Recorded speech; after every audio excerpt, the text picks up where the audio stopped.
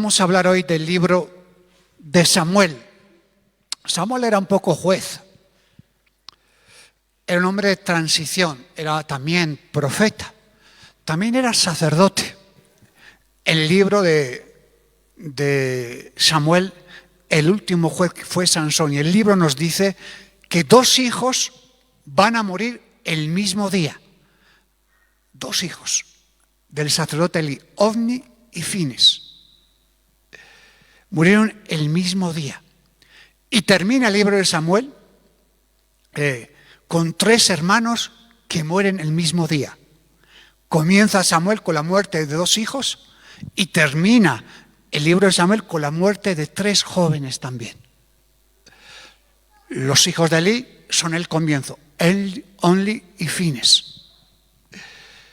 Y los hijos de Saúl, Jonatán, que muere el mismo día que su papá y sus hermanos. Jonatán quiere decir Dios ha dado, el amigo íntimo de David.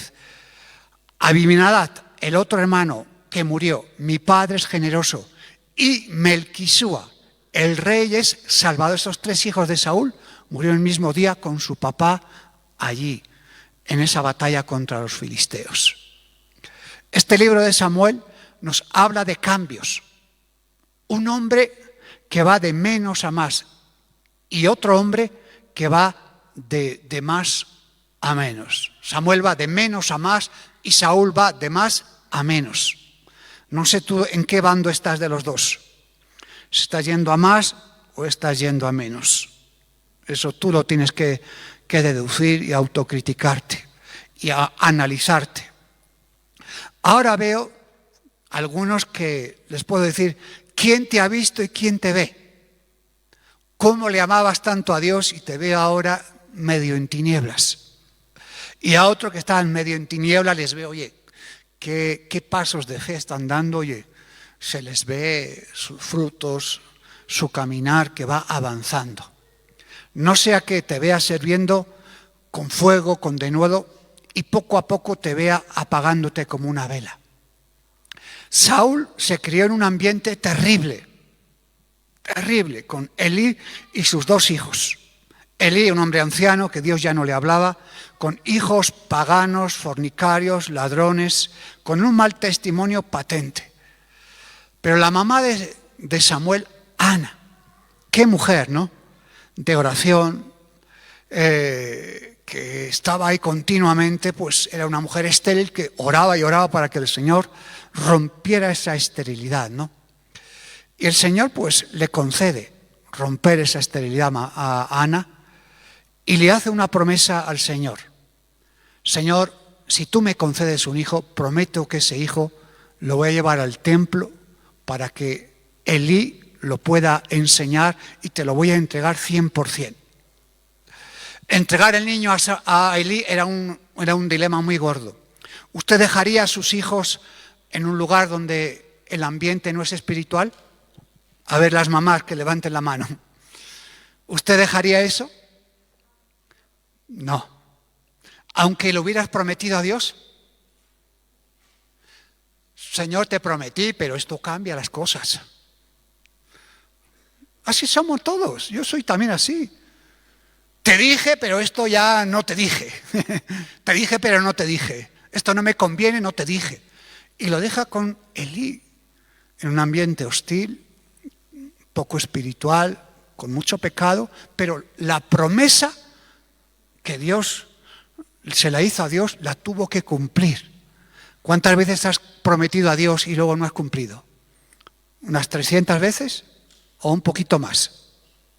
Un poquito más, ¿no? Pues Ana aceptó las consecuencias.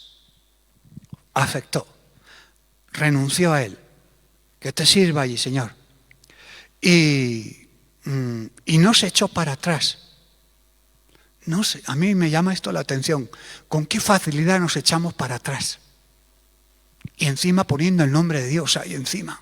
Terrible. Ana no. Lo tiró para adelante.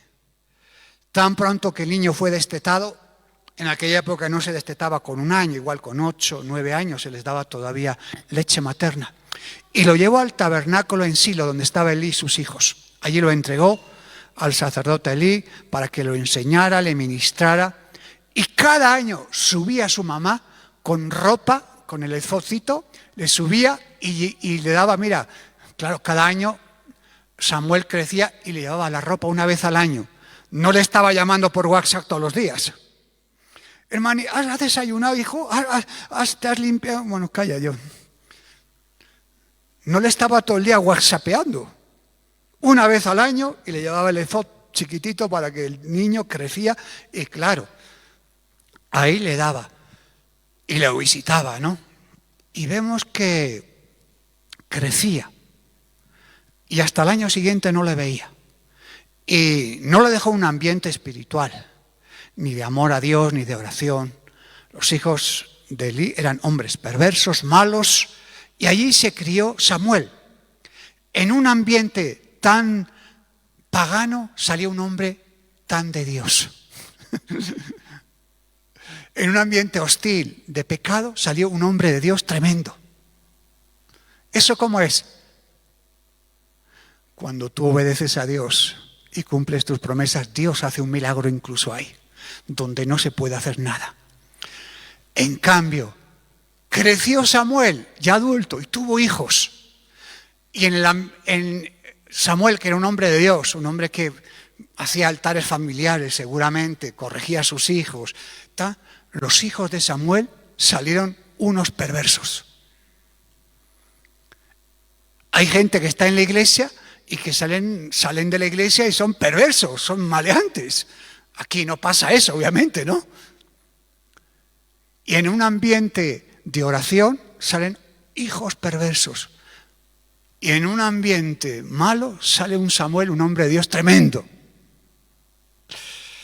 Primera de Samuel 3:19. Entonces vemos que, ¿qué diferencia vamos a ver entre Samuel y Saúl? Samuel, primera de Samuel 3:19 y 20. Dice la palabra de Dios. Y creció, y Samuel creció, y Jehová estaba con él. Y no dejó caer a tierra ninguna de sus palabras. ¿No? No dejaba, o sea, la palabra, no, como dejarla, bueno, ¿qué me importa? No, la recogía. Y todo Israel, desde Dan hasta Beersheba, conoció que Samuel era fiel profeta de Dios. Daba valor a la palabra, no dejaba que se cayera, no la despreciaba. Dice que desde el norte hasta el sur, la gente conocía a Samuel, que era un siervo de Dios, fiel. Lo conocía, tenía un testimonio. ¿Cómo era Saúl? Primera de Samuel 15. La diferencia. Verso 10.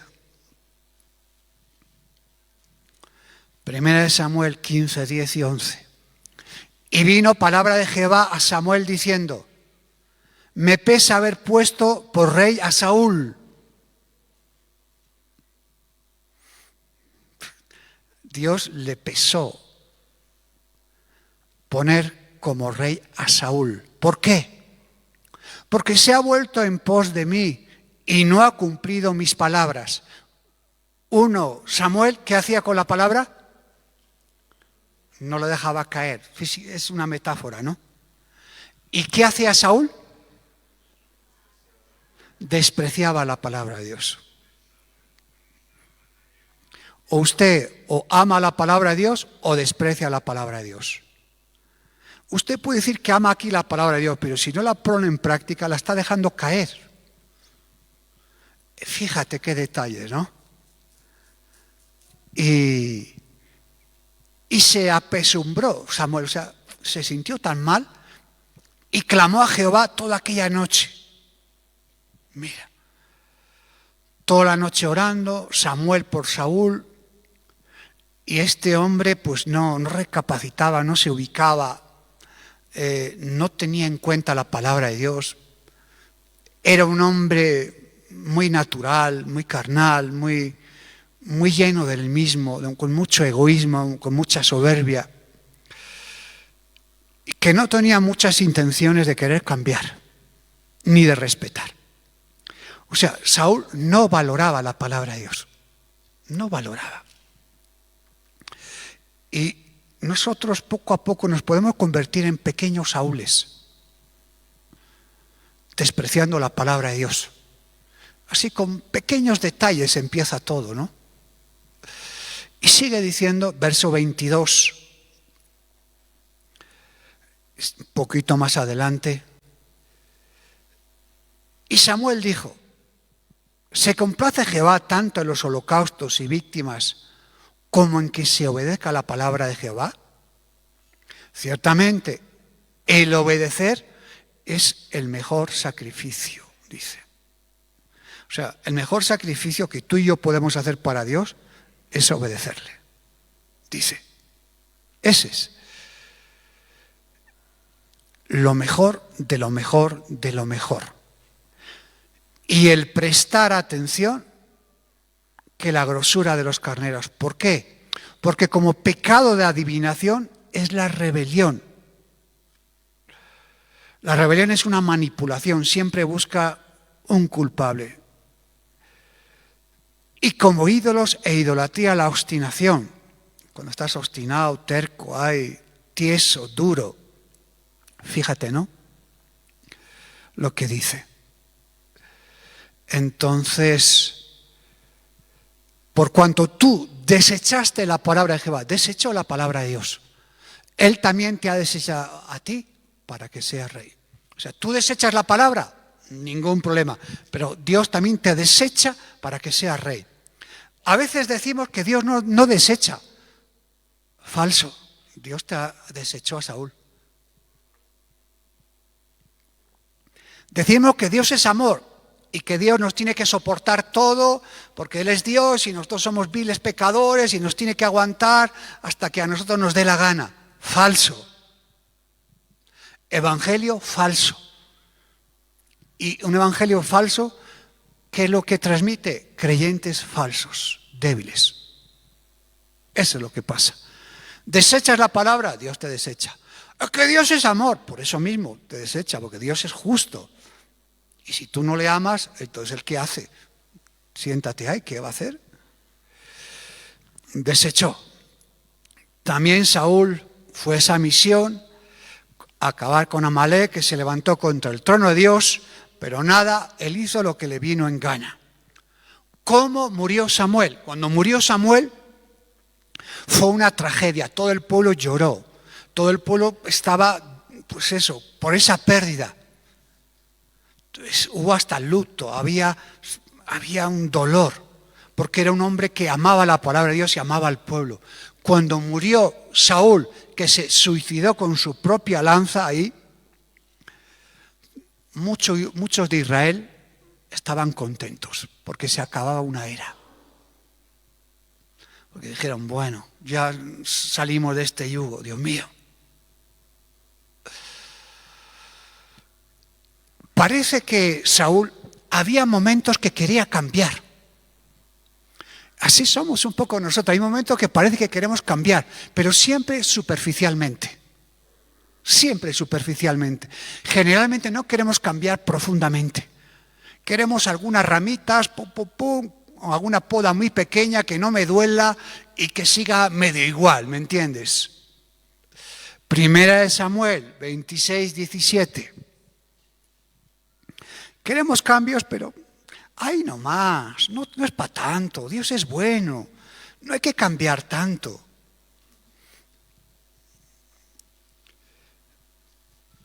Y conociendo Saúl la voz de David, dijo,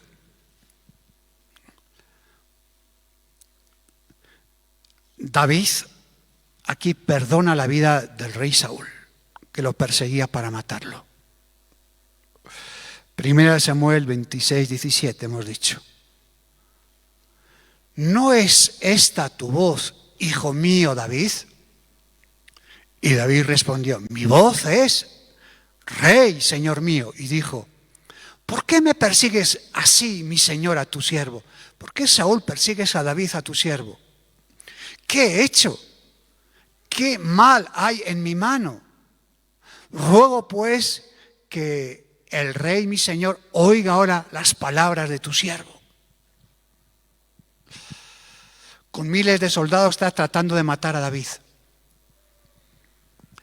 Ay. Y David se entera dónde está Saúl acampado.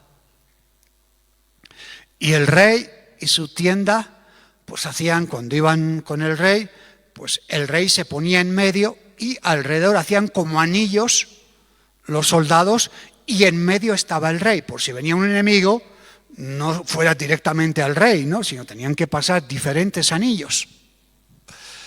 Entonces, así estaba Saúl acampado. Dice que David de noche se mete en el campamento y se metió hasta la misma carpa donde estaba el rey Saúl, sin que nadie se diera cuenta. Y le quita la lanza al rey.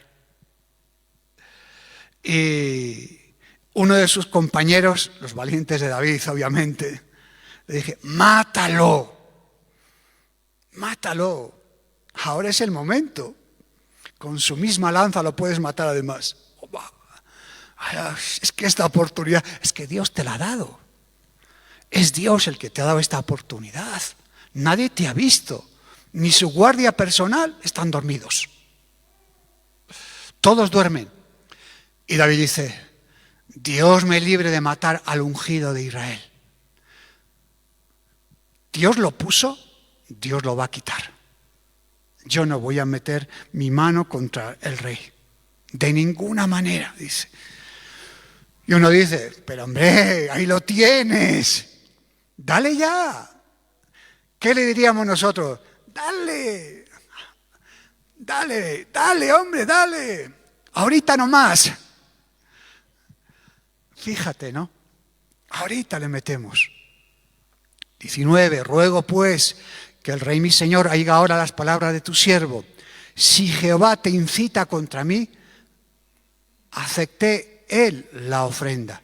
Mas si fueren hijos de hombres, malditos sean ellos en presencia de Jehová, porque me ha arrojado hoy para que no tenga parte de la heredad de Jehová, diciendo: ve y sirve a los dioses ajenos. 20. No caiga pues ahora mi sangre en tierra delante de Jehová, porque ha salido el rey de Israel a buscar una pulga, así como quien persigue una perdiz por los montes. Entonces Saúl se da cuenta. Mira, tu guardia se ha quedado dormida. Te he podido matar, Saúl. Entonces Saúl dice: he pecado contra David. Hijo mío, David, ningún mal te haré más, porque mi vida ha sido estimada preciosa hoy ante tus ojos. Me podías haber matado y me has perdonado. He aquí, yo he hecho neciamente, he errado en gran manera. Fíjate, ¿no? Hasta se arrepiente parece el hombre, ¿no? Fíjate, ¿no? Y David le respondió y dijo: he aquí la lanza del rey. Aquí está la lanza, acá. Manda a uno de tus criados que se la voy a dar. 23. Y Jehová pague a cada uno con su justicia y su lealtad, pues Jehová te ha entregado hoy en mis manos. Mas yo no quise extender mi mano contra el ungido de Jehová. Y aquí, como tu vida ha sido estimada preciosa hoy a mis ojos, así sea mi vida a los ojos de Jehová, y me libre de toda aflicción. Y Saúl dijo a David: bendito eres tú, hijo mío, David. Estaba casada con su hija, además, ¿no? Sin duda emprenderás tú cosas grandes y prevalecerás. Entonces David se fue por su camino y Saúl se fue a su lugar. Amén. Hasta parece que cambia, se parece hasta a nosotros, ¿no? Parece que hasta que cambiamos, ¿no? Y ponemos la cara de cambios a veces encima, ¿no? Parece que cambia el hombre. Fíjate, ¿no? Y David se fue 1 año y medio a vivir con los filisteos, los enemigos, porque le daba más paz vivir con el enemigo que vivir con su suegro Saúl. Imagínate, ¿no? La paz que le daba a su suegro, ¿no? Que prefería vivir con los filisteos. Y no es la primera vez que dice Saúl, me equivoqué. La segunda vez que ocurre algo parecido. Cuando pecas la primera vez, pierdes ese temor, das ese paso, ya el segundo paso, el tercero y el cuarto es mucho más fácil. Es mucho más fácil. La primera como que te cuesta, tienes temor, ¿no? Si cruzas esa barrera, ya la segunda, la tercera y la cuarta es más fácil. Te acostumbras. Cuando Saúl estaba solo en una cueva, que estaba persiguiendo a David, y David estaba con sus guerreros allí introducido en una cueva, y dice que Saúl fue a hacer sus necesidades físicas a esa cueva, y David estaba con sus guerreros dentro de la cueva. Y se pone allí dentro pues, a hacer sus necesidades el rey Saúl, y David estaba detrás, y no se había dado cuenta. Y sus soldados le dijeron, Dios te ha traído otra vez al rey Saúl. ¿Te acuerdas la primera vez allí? Dijo ay, mi hijo David, no sé qué, y mira, otra vez te quiere matar. ¿Ves? No se ha arrepentido, ahora mátalo. Y David no lo mata.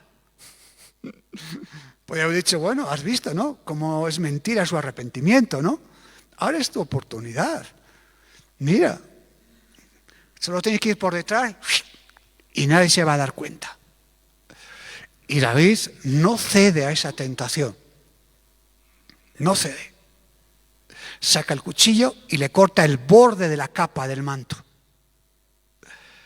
Se aleja Saúl con sus soldados allí, cuando ya está bien lejos, le grita a David, Saúl, Saúl, te he perdonado la vida, mira. Se da cuenta y dice, mira que estaba despistado Saúl, Ni se dio cuenta que le había cortado el borde del manto. Ay, lo levanta. Y te he perdonado la vida por segunda vez. Otra vez Saúl aparentemente se arrepiente. Una cosa es reconocer por fuera y otra es hacerlo en la práctica. Israel tenía entonces dos grandes enemigos, uno externo y otro interno. El externo eran los filisteos, que venían de la isla de Creta a la costa mediterránea, que eran crueles, controlaban todo el comercio. Era el peor enemigo externo, pero tenían un enemigo interno que era Saúl.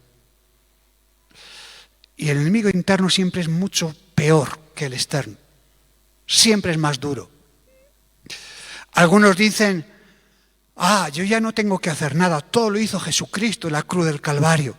Escuchan muchos creyentes.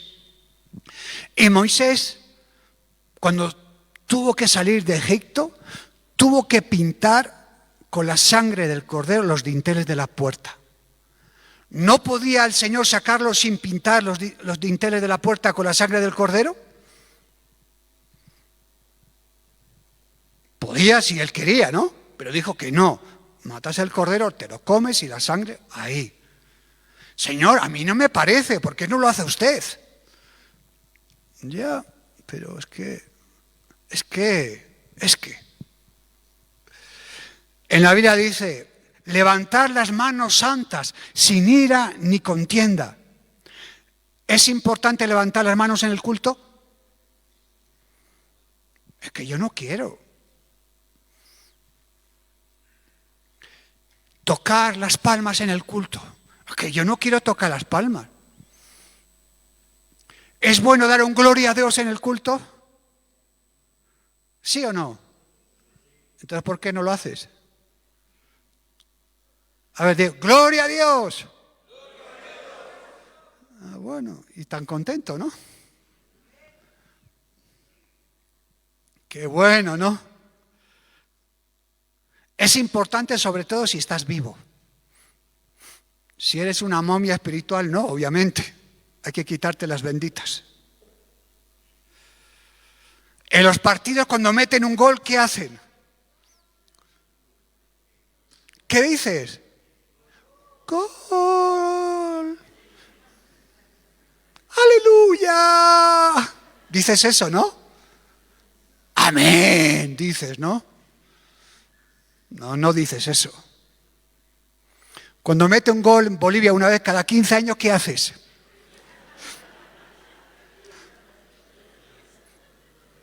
Ya ni te acuerdas lo que es eso, obviamente, ¿no? Pero vas a recordar el pasado. Echeverri, Pepito, Juanito, el otro de hace 40 años. Porque en los últimos 40 años no hay gol que resucitar ahí, ¿no? Pues bueno, vamos a poner todos de España, por lo menos estamos ahí, ¿no? Y cuando mete un gol, ¿qué hace usted? A ver, Colombia. Ay.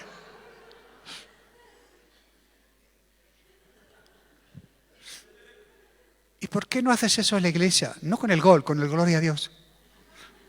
¿Es más importante 11 personas pegando una pelota que el Señor?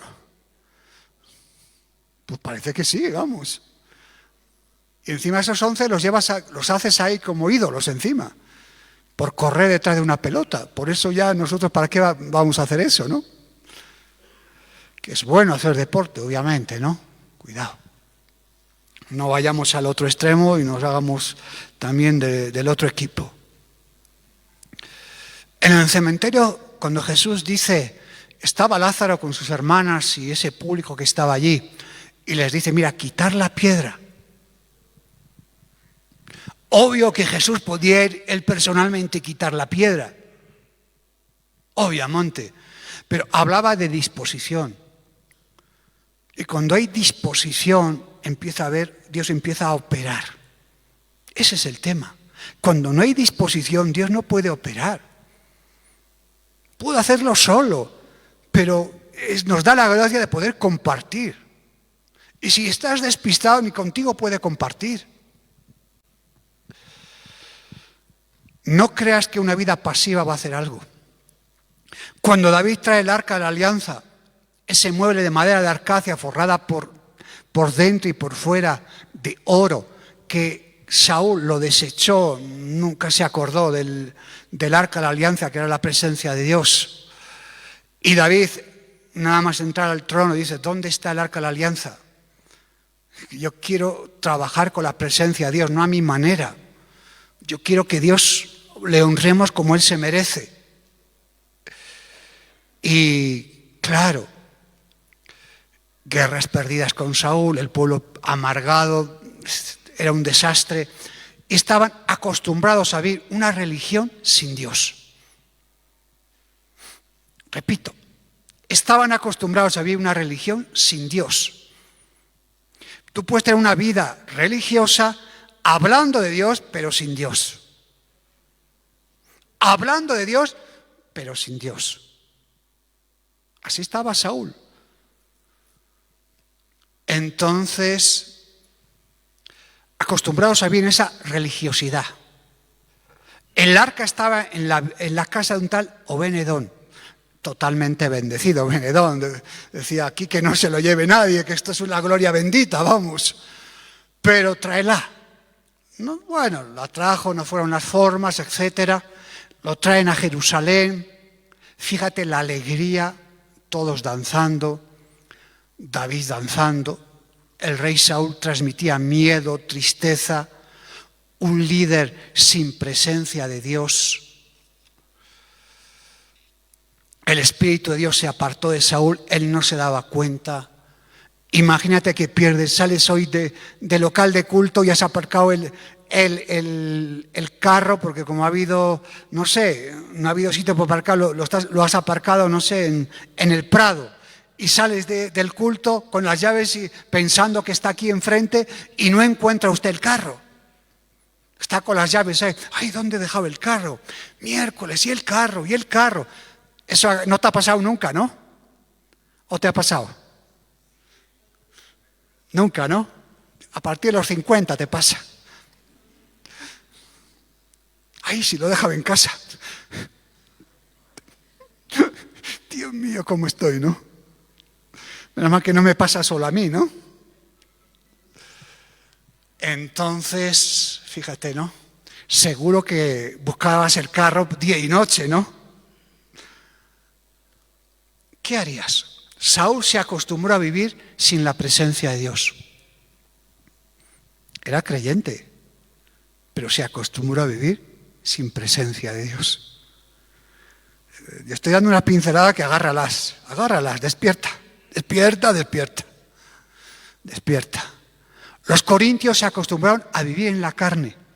Niños en Cristo se acostumbraron. ¿Iban a la iglesia? Sí, pero se acostumbraron a vivir sin la presencia de Dios. Fíjate, Jesús entra en el templo de Jerusalén y dice, mi casa es casa de oración y la habéis convertido en cueva de ladrones. Los jefes de la religión judía, Anás y Caifás, estaban allí. Nadie se sentía mal. Creían que adoraban a Dios. Hasta que llegó Jesús y se acabó la historia. Se acabó la religiosidad, se acabó ya el circo. Según Anás y Caifás, allí estaba la presencia de Dios y todos los que iban. Según Jesús, ahí no estaba la presencia de Dios hace mucho tiempo. ¿Te imaginas? La gente en aquella época que tenía discernimiento se iba a vivir a Judea, a vivir en cuevas. Los esenios vivían en cuevas como Juan el Bautista, porque aborrecían ir al templo de Jerusalén, porque era una mercadería todo y no estaba la presencia de Dios. Los que tenían discernimiento se iban a vivir a las cuevas. ¿Te das cuenta? Los que tenían discernimiento, que no eran muchos. Y allí comenzaban a escribir, a orar, a ayunar, a buscar al Señor. Al templo no iban porque no había presencia de Dios. Cuidado. Los enfermos, los ciegos, los paralíticos, no iban al templo tampoco. Se iban al estanque de Betesda, que estaba a 300 metros del templo de Jerusalén, porque allí bajaba un ángel del cielo, según la tradición, y sanaba al primero que tocaba el agua. ¿Te das cuenta? Despierta, iglesia, ¿te das cuenta? Te estoy dando algunos flashes a ver si te das cuenta. Entonces la gente va a los yateres, a Copacabana, al horóscopo, a la astrología. Entonces, si usted no cambia, es que usted no se ha encontrado con Jesús. Porque si tú te encuentras con Jesús, las cosas ya no es lo mismo. Es otra película la que tú estás viviendo. El rey Saúl tenía a un profeta, a un juez, a un sacerdote como Samuel todo el día con él, a su entera disposición, y no lo aprovechó. No lo aprovechó. Tú tienes personas cerca, personas de Dios. Si no las aprovechas, amigo, es que nadie me ayudó. No, eso es mentira.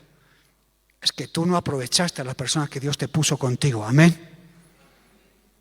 Amén. Yo cuando era copastor, tenía un pastor. Yo estaba con él día y noche, aprendía de él, buscaba, retenía lo bueno, desechaba lo malo y quería aprender. Lo aproveché el tiempo que yo estuve con él. Lo aproveché al máximo, además. Pero hay gente que no le importa.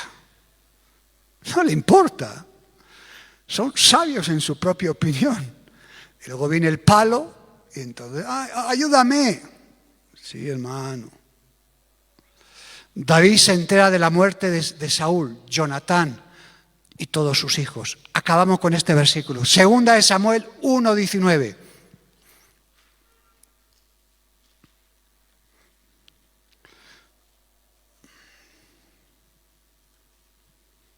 Segunda de Samuel 1:19 al 21.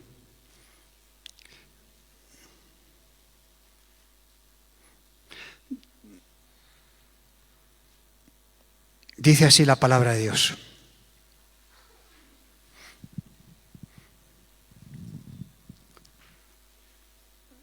Aleluya.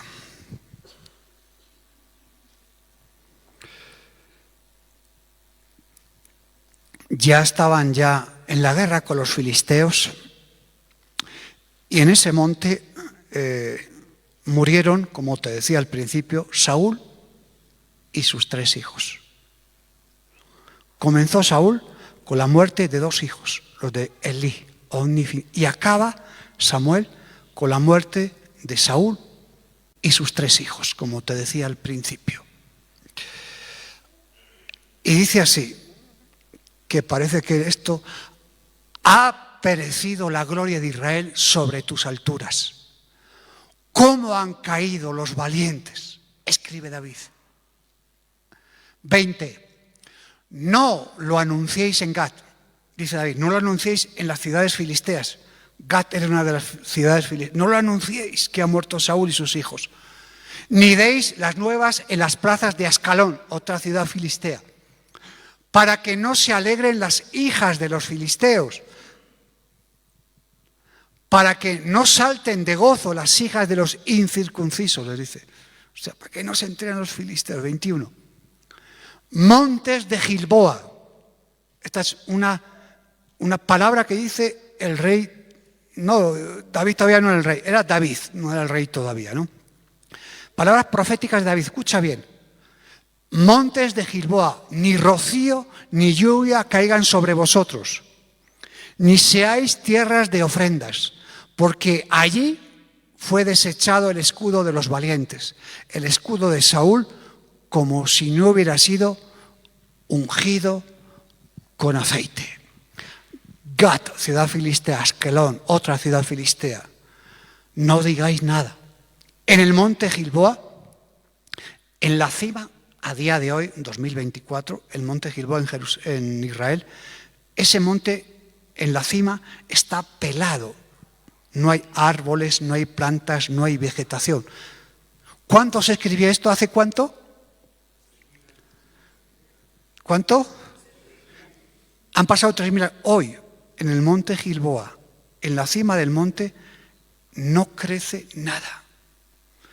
Por esta profecía que dijo David, ni rocío ni lluvia habrá ahí.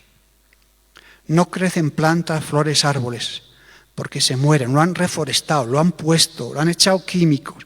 No crece nada, porque allí fue donde murió y la sangre de Saúl cayó y de sus hijos.